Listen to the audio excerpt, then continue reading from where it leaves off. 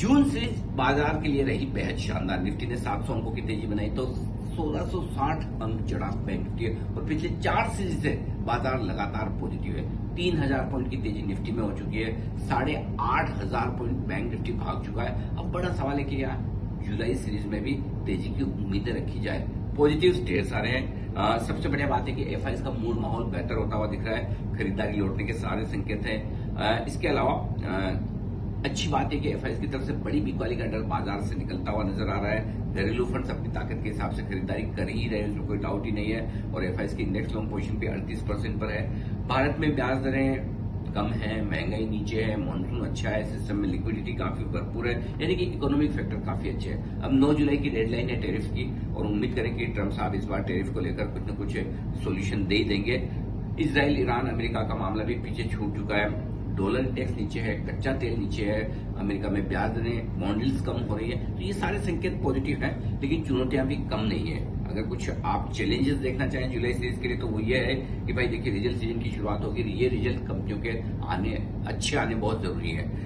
घरेलू फंड्स की बिकवाली का तो डर नहीं, लेकिन एफआईएस का मूड कब बदल जाए कह नहीं सकते, और खासतौर से 4000 पॉइंट की एक तरफा तेजी होने के बाद प्रॉफिट बुक कर ले तो वो एक डर है।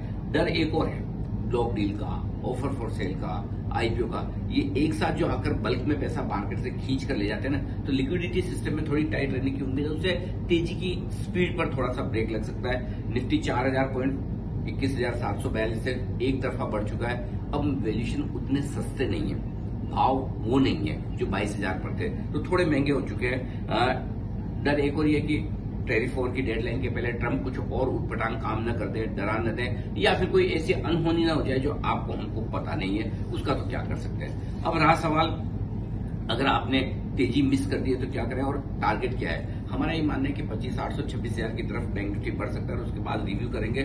मिड कैप स्मॉल कैप शेयरों के लिए ये सीरीज बहुत जबरदस्त रहेगी। लंबे समय बाद हमने बाजार को बढ़ते हुए देखा।